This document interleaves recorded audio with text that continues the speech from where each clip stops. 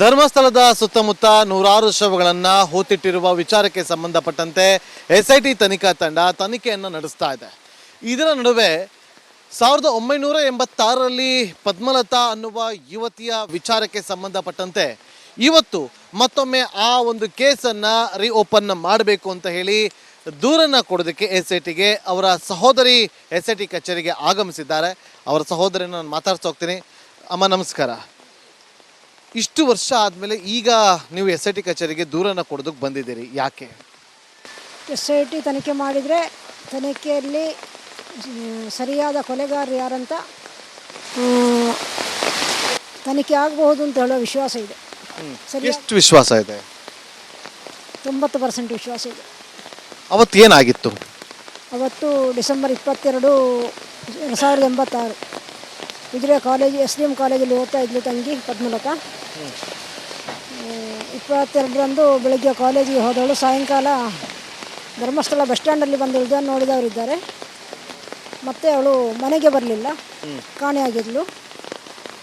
February 17ನೇ ತಾರೀಕು ಅವಳ ಕೊಳೆತ ಸ್ಥಿತಿಯಲ್ಲಿ ಬಾಡಿ ನರಿಯ ಹೊಳೆಯಲ್ಲಿ ಪತ್ತೆಯಾಗಿತ್ತು. ಕೈಕಾಲು ಕಟ್ಟೆಯ ಸ್ಥಿತಿಯಲ್ಲಿತ್ತು. ಕೈಯಲ್ಲಿದ್ದ ವಾಚ್ ಮತ್ತು ಅವಳು ಹಾಕಿದ ಬಟ್ಟೆಯಲ್ಲಿ ಅವಳನ್ನು ಗುರ್ತು ಹಿಡಿದಿದ್ದೆ.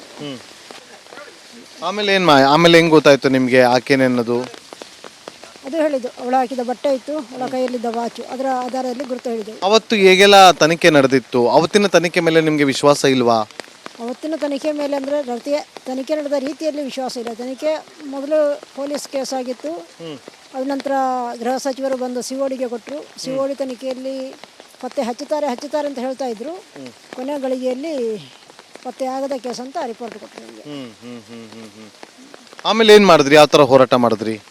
ಆಮೇಲೆಯೂ ಅಪ್ಪ CPM ಪಾರ್ಟಿ, ಕಮ್ಯುನಿಸ್ಟ್ ಪಾರ್ಟಿಯಲ್ಲಿದ್ದರು. ಪಾರ್ಟಿ ಕಾರ್ಯಕರ್ತರೊಂದಿಗೆ ಅಪ್ಪ ಹೋರಾಟ ಮಾಡ್ತಾನೆ ಇದ್ದರು. ಅಪ್ಪ ನಡೆದಾಡುವ ಸಮಯ ತನಕವೂ ಹೋರಾಟ ಮಾಡ್ತಾನೆ ಇದ್ದರು. ಅಪ್ಪ ಈಗ ತೀರ್ಕೊಂಡಿದ್ದಾರೆ. ಈಗ ನಾನು SIT ಬಂದಿರೋದ್ರಿಂದ ಮರು ತನಿಖೆ ಆದರೆ ಸತ್ಯ ಹೊರ ಬರ್ಬೋದು ಅಂತ ಹೇಳೋ ವಿಶ್ವಾಸ ಇದೆ. ನೀವು ಯಾವ ಥರ ತನಿಖೆ ಮಾಡಬೇಕು ಅಂತ ನೀವು ರಿಕ್ವೆಸ್ಟ್ ಮಾಡ್ತಾ ಇದ್ದೀರಿ? ಅಂದರೆ ಅವಳನ್ನು ನಾವು ಹೂಳಿದ್ದೇವೆ, ದಫನ ಮಾಡಲಿಲ್ಲ. ಅದರಿಂದಾಗಿ ಮರು ತನಿಖೆಗೆ ಬೇಕಾಗಿ ಅವಳ ಬಾಡಿ ಇದ್ರೆ ಎತ್ತಲಿಕ್ಕೆ ನಾವು ಒಪ್ಪಿಗೆಯನ್ನು ಕೊಟ್ಟಿದ್ದೀವಿ. ಈಗ ಅಸ್ಥಿ ಪಂಜರವನ್ನು ಈಗ ಅಲ್ಲಿ ಆ ಒಂದು ಜಾಗ ಇದೆಯಲ್ಲ, ಅಲ್ಲಿ ಉತ್ಖನನ ಮಾಡಿದಾಗ ಅಸ್ಥಿ ಪಂಜರ ತೆಗಿತಾರೆ. ಅದರಿಂದ ಕೊಲೆ ಆಗಿದ್ದೆ ಅನ್ನೋದು ಮಾತ್ರ ಗೊತ್ತಾಗುತ್ತೆ. ಕೊಲೆ ಆಗಿದೆಯೋ ಇಲ್ವೋ ಅನ್ನೋದು, ಅತ್ಯಾಚಾರ ಆಗಿದೆಯೋ ಇಲ್ಲೋ ಅನ್ನೋದು ಗೊತ್ತಾಗೋದಿಲ್ಲ. ಅದಕ್ಕೆ ಯಾವ ರೀತಿಯಾಗಿ ತನಿಖೆ ಮಾಡಬೇಕು ಅಂತ ನೀವು ಹೇಳ್ತೀರಿ? ಅದು ಅವರಿಗೆ ಬಿಟ್ಟದ್ದು, ನಮಗೆ ಅದರ ಬಗ್ಗೆ ಗೊತ್ತಿಲ್ಲ. ಪೊಲೀಸರು ಯಾವ ಕೇಸನ್ನಾದರೂ ಅವರು ತನಿಖೆ ಮಾಡಿ ಇದ್ದ ಸತ್ಯ ಹೊರಬರಿಸ್ತಾರೆ ಅಂತ ಹೇಳೋ ವಿಶ್ವಾಸ ನಮಗುಂಟು. ಇಷ್ಟು ವರ್ಷ ಸುಮ್ಮನೆ ಇದ್ದು ಈಗ ದಿಢೀರಂತ ಬರೋದಕ್ಕೆ ಕಾರಣ SIT ಅವ್ರು ಬಂದಿದ್ದಾರೆ ಅನ್ನೋದೇನಾ ಅಥವಾ ಬೇರೆ ಏನಾದರೂ ಕಾರಣ ಇದೆಯಾ? SIT ಅವ್ರು ಬಂದಿದ್ದಾರೆ ಅಂತ ಹೇಳಿ. ಈ ನಡುವೆ SIT ಬರೋದಕ್ಕಿಂತ ಮುಂಚೆ ನೀವೇನಾದರೂ ಸರ್ಕಾರಕ್ಕೆ ಮನವಿ ಮಾಡ್ಕೊಳ್ಳೋದಾಗ್ಲಿ, ಪತ್ರವನ್ನು ಬರೋದಾಗ್ಲಿ, ಆ ಥರದ್ದು ಏನಾದರೂ ಮಾಡಿದ್ರಾ? ಇತ್ತೀಚೆಗೆ ಯಾವುದೂ ಇಲ್ಲ. ಇತ್ತೀಚೆಗೆ ಯಾವುದೂ ಮಾಡಿದ್ದಿಲ್ಲ. ಮೊದಲು ಅಪ್ಪ ಓಡಾಡ್ತಿದ್ದ ಟೈಮಲ್ಲಿ ಮಾಡ್ತಾ ಇದ್ರು, ಆದರೆ ಅದ್ರ ನಂತರ ಇಲ್ಲ. ಯಾರ ಮೇಲಾದರೂ ನಿಮ್ಗೆ ಅನುಮಾನ ಇದೆಯಾ? ಅನುಮಾನ ಇದ್ದವರ ಹೆಸರನ್ನು ನಾವು ವರದಿಯಲ್ಲಿ ಸೇರಿಸಿದ್ದೇವೆ. ಪೊಲೀಸರು ಕೇಳಿದರೆ ಹೇಳಲಿಕ್ಕೆ ರೆಡಿ ಇದ್ದೇವೆ. ಇದಿಷ್ಟು ಪದ್ಮಲತಾ ಅವರ ಸಹೋದರಿಯ ಮಾತು.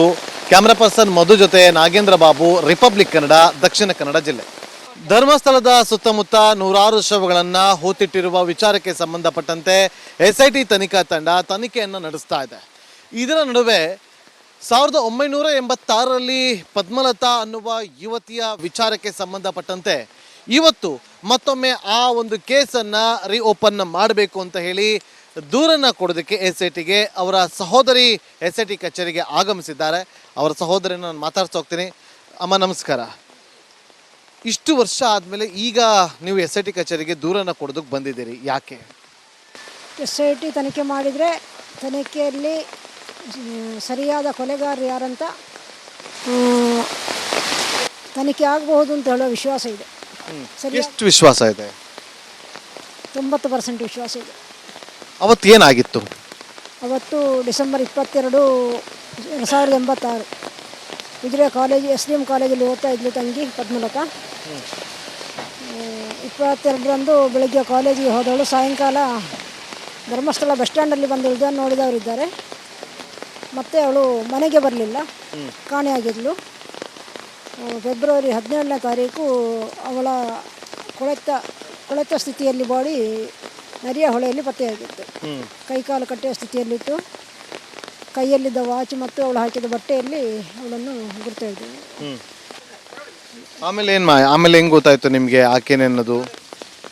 ಅದು ಹೇಳಿದ್ದು, ಅವಳು ಹಾಕಿದ ಬಟ್ಟೆ ಇತ್ತು, ಅವಳ ಕೈಯಲ್ಲಿದ್ದ ವಾಚು, ಅದರ ಆಧಾರದಲ್ಲಿ ಗುರುತು ಹಿಡಿದೆವು. ಅವತ್ತು ಹೇಗೆಲ್ಲ ತನಿಖೆ ನಡೆದಿತ್ತು? ಅವತ್ತಿನ ತನಿಖೆ ಮೇಲೆ ನಿಮಗೆ ವಿಶ್ವಾಸ ಇಲ್ವಾ?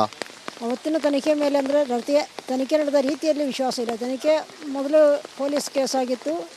ಅದ ನಂತರ ಗೃಹ ಸಚಿವರು ಬಂದು ಸಿಒಡಿಗೆ ಕೊಟ್ಟರು. ಸಿಒಡಿ ತನಿಖೆಯಲ್ಲಿ ಪತ್ತೆ ಹಚ್ಚುತ್ತಾರೆ ಅಂತ ಹೇಳ್ತಾ ಇದ್ರು.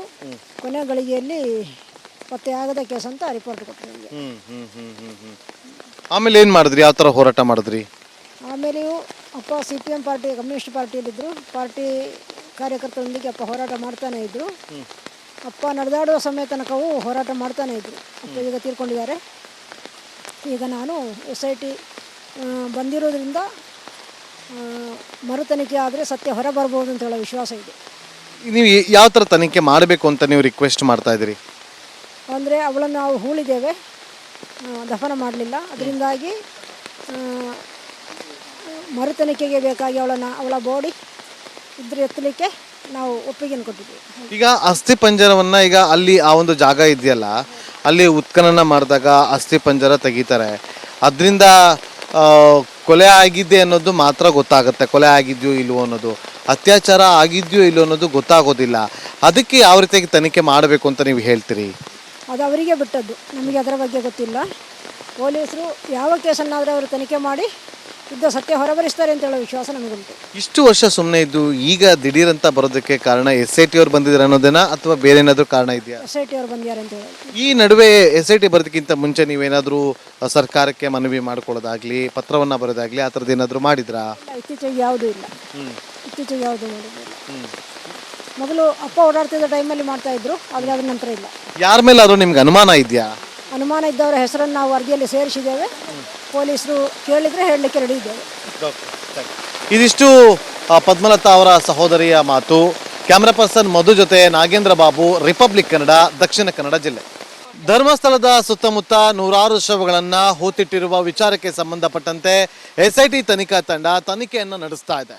ಇದರ ನಡುವೆ 1986ರಲ್ಲಿ ಪದ್ಮಲತಾ ಅನ್ನುವ ಯುವತಿಯ ವಿಚಾರಕ್ಕೆ ಸಂಬಂಧಪಟ್ಟಂತೆ ಇವತ್ತು ಮತ್ತೊಮ್ಮೆ ಆ ಒಂದು ಕೇಸನ್ನು ರೀಓಪನ್ ಮಾಡಬೇಕು ಅಂತ ಹೇಳಿ ದೂರನ್ನು ಕೊಡೋದಕ್ಕೆ SITಗೆ ಅವರ ಸಹೋದರಿ SIT ಕಚೇರಿಗೆ ಆಗಮಿಸಿದ್ದಾರೆ. ಅವರ ಸಹೋದರಿಯನ್ನು ನಾನು ಮಾತಾಡ್ತಾ ಹೋಗ್ತೀನಿ. ಅಮ್ಮ ನಮಸ್ಕಾರ. ಇಷ್ಟು ವರ್ಷ ಆದಮೇಲೆ ಈಗ ನೀವು SIT ಕಚೇರಿಗೆ ದೂರನ್ನು ಕೊಡೋದಕ್ಕೆ ಬಂದಿದ್ದೀರಿ, ಯಾಕೆ? SIT ತನಿಖೆ ಮಾಡಿದರೆ ತನಿಖೆಯಲ್ಲಿ ಸರಿಯಾದ ಕೊಲೆಗಾರರು ಯಾರಂತ ತನಿಖೆ ಆಗಬಹುದು ಅಂತ ಹೇಳೋ ವಿಶ್ವಾಸ ಇದೆ. ಎಷ್ಟು ವಿಶ್ವಾಸ ಇದೆ? 90% ವಿಶ್ವಾಸ ಇದೆ. ಅವತ್ತು ಏನಾಗಿತ್ತು? ಅವತ್ತು ಡಿಸೆಂಬರ್ 22, 2086 ಉಜಿರೆ ಕಾಲೇಜ್ SDM ಕಾಲೇಜಲ್ಲಿ ಓದ್ತಾ ಇದ್ಲು ತಂಗಿ ಪದ್ಮಲತಾ. 22ರಂದು ಬೆಳಗ್ಗೆ ಕಾಲೇಜಿಗೆ ಹೋದವಳು ಸಾಯಂಕಾಲ ಧರ್ಮಸ್ಥಳ ಬಸ್ ಸ್ಟ್ಯಾಂಡಲ್ಲಿ ಬಂದು ಇಳಿದ ನೋಡಿದವರಿದ್ದಾರೆ.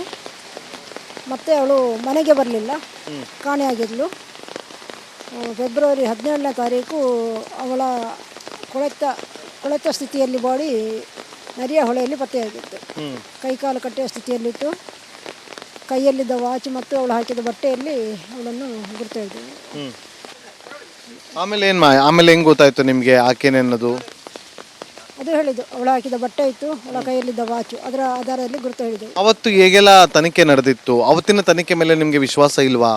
ಅವತ್ತಿನ ತನಿಖೆ ಮೇಲೆ ಅಂದರೆ ತನಿಖೆ ನಡೆದ ರೀತಿಯಲ್ಲಿ ವಿಶ್ವಾಸ ಇಲ್ಲ. ತನಿಖೆ ಮೊದಲು ಪೊಲೀಸ್ ಕೇಸ್ ಆಗಿತ್ತು. ಅದ ನಂತರ ಗೃಹ ಸಚಿವರು ಬಂದು ಸಿಒಡಿಗೆ ಕೊಟ್ಟರು. ಸಿಒಡಿ ತನಿಖೆಯಲ್ಲಿ ಪತ್ತೆ ಹಚ್ಚುತ್ತಾರೆ ಅಂತ ಹೇಳ್ತಾ ಇದ್ರು. ಕೊನೆ ಗಳಿಗೆಯಲ್ಲಿ ಪತ್ತೆ ಆಗದ ಕೇಸ್ ಅಂತ ರಿಪೋರ್ಟ್ ಕೊಟ್ಟರು ನಮಗೆ. ಆಮೇಲೆ ಏನು ಮಾಡಿದ್ರಿ? ಯಾವ ಥರ ಹೋರಾಟ ಮಾಡಿದ್ರಿ?